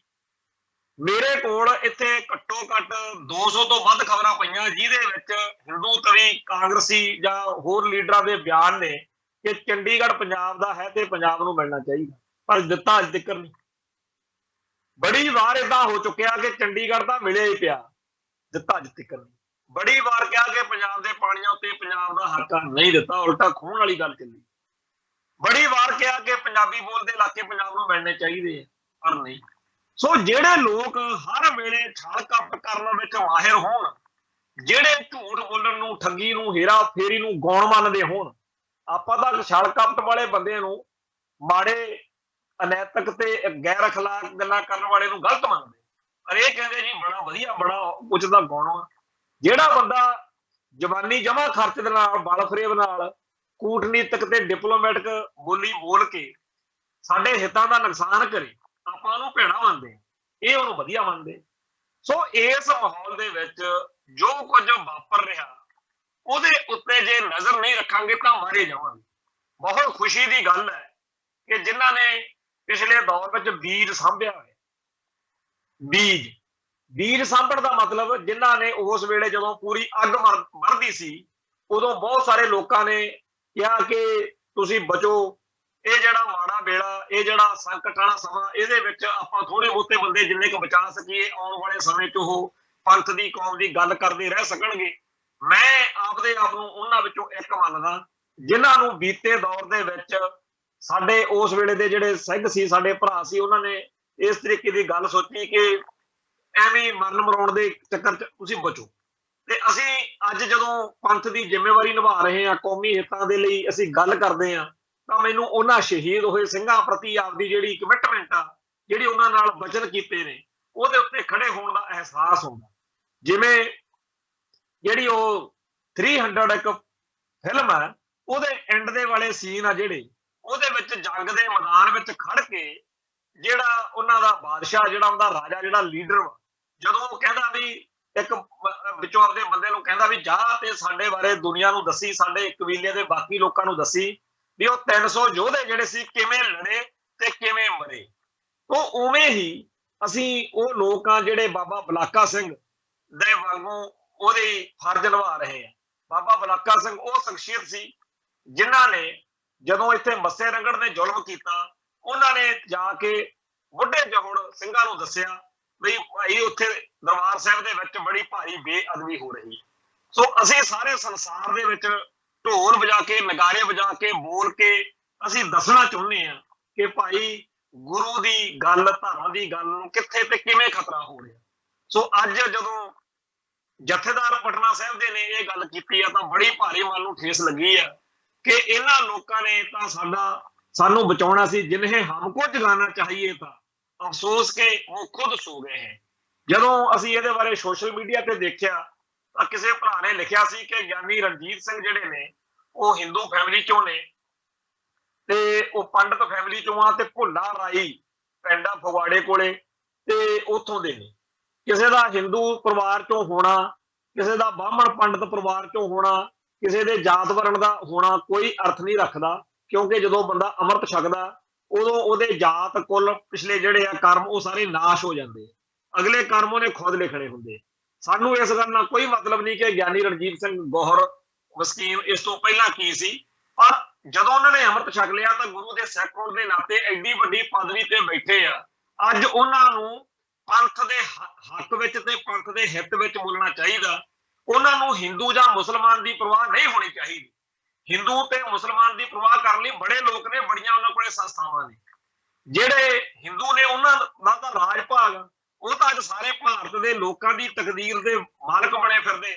ਹਿੰਦੂ ਤਵੀਆਂ ਦੇ ਹੱਥ ਵਿੱਚ ਤਾਂ ਜਦੋਂ ਜਿਹਨੂੰ ਮਰਜ਼ੀ ਮਾਰ ਦੇਣ, ਵੱਢ ਦੇਣ। ਸਾਡੀ ਕੌਮ ਦਾ 1978 ਤੋਂ ਜੋ ਘਾਣ ਹੋਇਆ ਸਾਰਿਆਂ ਦੇ ਸਾਹਮਣੇ। ਅਸੀਂ ਉਹਨਾਂ ਨੂੰ ਆਪਣੇ ਗੁਰਦੁਆਰਾ ਸਾਹਿਬਾਨ ਦੇ ਵਿੱਚ ਪ੍ਰਬੰਧਕੀ ਤੌਰ ਤੇ ਕਿਵੇਂ ਵਾੜ ਸਕਦੇ ਹਾਂ? ਉਹਨਾਂ ਨੂੰ ਲੋੜ ਵੀ ਹੈ। ਉਹ ਤਾਂ ਸਾਡੇ ਸ਼ਰੇਆਮ ਗੁਰਦੁਆਰਾ ਸਾਹਿਬਾਨ ਤੇ ਕਬਜ਼ੇ ਕਰੀ ਬੈਠੇ ਨੇ ਜਥੇਦਾਰ ਸਾਹਿਬ। ਉਹਨਾਂ ਦੇ ਉਹ ਗੱਲ ਵੱਲ ਤੋਂ ਤੁਸੀਂ ਜਾਂਦੇ ਨਹੀਂ। ਜਿਹੜਾ ਕਰਨ ਵਾਲਾ ਕੰਮ ਆ ਤੁਹਾਡਾ ਕਿ ਕੋਈ ਇਹੋ ਜਿਹਾ ਸੰਘਰਸ਼ ਵਿੱਢੋ ਕਿ ਪਟਨਾ ਸਾਹਿਬ ਤੇ ਹਜ਼ੂਰ ਸਾਹਿਬ ਤਖਤ ਦੇ ਜਥੇਦਾਰ ਸਾਹਿਬਾਨ ਨੂੰ ਨਾਲ ਲੈ ਕੇ ਸੋਚੇ, ਪੰਜਾਬ ਤੋਂ ਬਾਹਰਲੀਆਂ ਸਿੱਖ ਸੰਗਤਾਂ ਨੂੰ ਨਾਲ ਲੈ ਕੇ ਜਿੰਨੇ ਗੁਰਦੁਆਰਾ ਸਾਹਿਬਾਨ ਸਿੱਖਾਂ ਦੇ ਪ੍ਰਬੰਧ ਹੇਠ ਨਹੀਂ ਹੈਗੇ ਉਹਨਾਂ ਨੂੰ ਸਿੱਖਾਂ ਦੇ ਪ੍ਰਬੰਧ ਹੇਠ ਲੈ ਕੇ ਆਉਣ। ਪਰ ਤੁਸੀਂ ਉਲਟਾ ਨਵਾਂ ਹੀ ਸਾਨੂੰ ਪਾਠ ਪੜਾਉਣ ਤੁਰ ਪਏ ਕਿ ਜਿਹੜੇ ਹਿੰਦੂ ਤੇ ਮੁਸਲਮਾਨ ਨੇ ਇਹਨਾਂ ਨੂੰ ਵੀ ਗੁਰਦੁਆਰਾ ਸਾਹਿਬਾਨ ਦੇ ਪ੍ਰਬੰਧਾਂ ਵਿੱਚ ਸ਼ਾਮਲ ਕਰਨਾ ਚਾਹੀਦਾ। ਜੋ ਕੁਝ ਅੱਗ ਵਰ ਰਹੀ ਆ, ਜਿਸ ਤਰੀਕੇ ਦਾ ਹਿੰਦੂ ਤਵਾ ਬ੍ਰਿਗੇਡ ਦਿਨੋਂ ਦਿਨ ਉੱਚਾ ਹੁੰਦਾ ਜਾ ਰਿਹਾ, ਜਿਵੇਂ ਉਹਨਾਂ ਦਾ ਜਿਹੜੀ ਲਾਂਬੂ ਲਾਉਣ ਦੀ ਬਿਰਤੀ ਆ ਉਹ ਦਿਨੋਂ ਦਿਨ ਬਲਵਾਨ ਹੁੰਦੀ ਜਾ ਰਹੀ ਆ, ਉਹਦੇ ਵਿੱਚ ਸਾਨੂੰ ਤਾਂ ਇਹ ਚਿੰਤਾ ਆ ਕਿ ਥੋੜੇ ਸਮੇਂ ਵਿੱਚ ਜਦੋਂ ਮਰਜ਼ੀ ਸਾਡੀ ਕੌਮ ਨਾਲ ਵੀ ਕੁਛ ਨਾ ਕੁਛ ਇਹੋ ਜਿਹਾ ਵਾਪਰੂਗਾ। ਤੇ ਸਾਡੇ ਕਈ ਭੈਣ ਭਰਾ ਤਾਂ ਉਹਦੀ ਇਸ ਤਰੀਕੇ ਨਾਲ ਵੀ ਸੋਚ ਰੱਖਦੇ ਆ ਕਿ ਪਹਿਲਾਂ ਆਪਾਂ ਨੂੰ ਭੜਕਾਉਣਗੇ, ਇਸ ਹੱਦ ਤੱਕ ਲੈ ਕੇ ਆਉਣਗੇ ਕਿ ਹਥਿਆਰ ਚੱਕਣ ਸਿੱਖ, ਤੇ ਫਿਰ ਆਪਣਾ ਭਾਰਤੀ ਖੁਫੀਆ ਏਜੰਸੀਆਂ ਤੇ ਭਾਰਤੀ ਹਕੂਮਤ ਵੱਲੋਂ ਘਾਣ ਹੋਊਗਾ ਤੇ ਬੜੀ ਵੱਡੀ ਗਿਣਤੀ ਵਿੱਚ ਪਹਿਲਾਂ ਸਿੱਖਾਂ ਦਾ ਕਤਲੇਆਮ ਹੋਇਆ, ਸਿੱਖਾਂ ਦਾ ਆਰਥਿਕ ਨੁਕਸਾਨ ਹੋਇਆ। ਜਦੋਂ ਆਪਣੇ ਜੰਗ ਵਰਗਾ ਮਾਹੌਲ ਬਣਿਆ ਹੋਵੇ ਉਦੋਂ ਹਜ਼ਾਰਾਂ ਤਰ੍ਹਾਂ ਦੇ ਡਿਫੈਕਟ ਆ ਜਿਹੜੇ ਉਹ ਸੁਸਾਇਟੀ 'ਚ ਪੈਂਦੇ ਆ। ਸਾਡੇ ਇਸ ਵੇਲੇ ਬਹੁਤ ਸਾਰੇ ਜਿਹੜੇ ਭਰਾ ਉਹਨਾਂ ਬਾਰੇ ਸਾਨੂੰ ਪਤਾ ਹੈ ਔਰ ਇਹ ਸੱਚੀ ਗੱਲ ਆ। ਜਦੋਂ 1994-95 ਤੋਂ ਬਾਅਦ ਵਿੱਚ ਇੱਕ ਮਨੋਵਿਗਿਆਨਕ ਤੌਰ ਦੇ ਉੱਤੇ ਸਰਵੇ ਜਿਹਾ ਛਪਿਆ ਸੀ, ਉਹਦੇ ਵਿੱਚ ਲਿਖਿਆ ਗਿਆ ਸੀ ਕਿ ਇਸ ਪਿਛਲੇ 15-20 ਸਾਲ ਦੀ ਯੁੱਗ ਗਰਦੀ ਨੇ ਪੰਜਾਬ ਦੇ ਆਮ ਲੋਕਾਂ ਦੇ ਉੱਤੇ ਬਹੁਤ ਖਤਰਨਾਕ ਪ੍ਰਭਾਵ ਪਾਏ ਨੇ। ਜਿਹੜੇ ਨੌਜਵਾਨ ਨੇ ਉਹ ਬੜੀ ਤੇਜ਼ੀ ਨਾਲ ਬਿਰਧ ਹੋ ਰਹੇ ਨੇ, ਉਹਨਾਂ 'ਚ ਬੁਢਾਪਾ ਬੜੀ ਛੇਤੀ ਨਾਲ ਤੇਜ਼ੀ ਨਾਲ ਆ ਰਿਹਾ, ਤੇ ਜਿਹੜੇ ਬਜ਼ੁਰਗ ਨੇ ਉਹ ਬੜੀ ਤੇਜ਼ੀ ਨਾਲ ਬੜੀ ਘੱਟ ਉਮਰ ਦੇ ਵਿੱਚ ਹੀ, ਕਿਉਂਕਿ ਜਿਹੜੀ ਵੱਡੀ ਉਮਰ ਅੱਗੇ ਹੁੰਦੀ ਸੀ ਉਹ ਨਹੀਂ ਰਹੀ, ਹੁਣ ਬਜ਼ੁਰਗ ਤੇਜ਼ੀ ਨਾਲ ਇਸ ਸੰਸਾਰ ਨੂੰ ਛੱਡ ਕੇ ਜਾ ਰਹੇ। ਤੇ ਇਸ ਤਰੀਕੇ ਦੇ ਮਾਹੌਲ ਵਿੱਚ ਜਦੋਂ ਸਾਡਾ ਨੁਕਸਾਨ ਹੋ ਰਿਹਾ ਸੀ, ਜਦੋਂ ਸਾਡੇ ਸੱਟਾਂ ਮਾਰੀਆਂ ਜਾ ਰਹੀਆਂ ਸੀ, ਉਸ ਮਾਹੌਲ ਵਿੱਚ ਅਯਾਸ਼ੀਆਂ ਤੇ ਬਦਮਾਸ਼ੀਆਂ ਦੇ ਰਾਹ ਤੋਰਨ ਦਾ ਇੱਕ ਪ੍ਰਚਲਨ ਚੱਲਿਆ, ਪ੍ਰਪੰਚ ਖੇਡਿਆ ਗਿਆ ਹੁਣ ਪੰਜਾਬ ਤੋਂ ਸਾਡਾ ਪ੍ਰਵਾਸ ਹੋ ਰਿਹਾ, ਬੜੀ ਵੱਡੀ ਗਿਣਤੀ 'ਚ ਦੂਜਿਆਂ ਮੁਲਕਾਂ ਨੂੰ ਪੰਜਾਬ ਵਿਹਲਾ ਹੋ ਰਿਹਾ। ਸੋ ਪੰਜਾਬ ਦੇ ਨਾਲ ਤੇ ਪੰਥ ਨਾਲ ਜੋ ਬੀਤ ਰਹੀ ਹੈ, ਉਸ ਪਾਸੇ ਆਉਣ ਦੀ ਬਜਾਏ ਗਿਆਨੀ ਰਣਜੀਤ ਸਿੰਘ ਜੀ ਕਹਿ ਰਹੇ ਨੇ ਕਿ ਛੱਡੋ ਜੀ, ਆਪਾਂ ਹਿੰਦੂਆਂ ਤੇ ਮੁਸਲਮਾਨਾਂ ਨੂੰ ਗੁਰਦੁਆਰਾ ਪ੍ਰਬੰਧ ਵਿੱਚ ਸ਼ਾਮਲ ਕਰ ਲਾਂਗੇ। ਇਹ ਬਹੁਤ ਹੀ ਜ਼ਿਆਦਾ ਮਾੜੀ ਗੱਲ ਆ। ਅੱਜ ਇੱਕ ਜਥੇਦਾਰ ਸਾਹਿਬ ਨੇ ਕਹੀ ਆ, ਕੱਲ ਨੂੰ ਹੋਰ ਕਹਿਣਗੇ। ਅਖੀਰ ਇਹ ਗੱਲ ਕਿਤੇ ਲਾਗੂ ਨਾ ਹੋ ਜਾਵੇ, ਉਦੋਂ ਸਾਨੂੰ ਇਹ ਹੱਥਾਂ ਦੀਆਂ ਦਿੱਤੀਆਂ ਹੋਈਆਂ ਗੰਢਾਂ ਦੰਦਾਂ ਨਾਲ ਵੀ ਖੋਲਣੀਆਂ ਔਖੀਆਂ ਹੋ ਜਾਣਗੀਆਂ। ਸੋ ਮੈਂ ਸਮੁੱਚੀ ਕੌਮ ਨੂੰ ਬੇਨਤੀ ਕਰਦਾ ਕਿ ਐਵੇਂ ਦੜ ਜੀ ਵੱਟ ਕੇ, ਢੇਸਲ ਜੀ ਵੱਟ ਕੇ ਵੀ ਚਲੋ ਛੱਡੋ ਪਰੇ ਜੀ, ਐ ਨਾ ਗੱਲ ਕਰਿਆ ਕਰੀਏ। ਚਾਹੇ ਕੋਈ ਵੀ ਆ, ਕਿੰਨੇ ਵੀ ਵੱਡੇ ਅਹੁਦੇ ਤੇ ਆ, ਜਿੱਥੇ ਪੰਥ ਦੀ ਗੱਲ ਆ, ਕੌਮ ਦੀ ਗੱਲ ਆ, ਉੱਥੇ ਬੋਲਦਾ ਪਿਆ ਕਰੀਏ।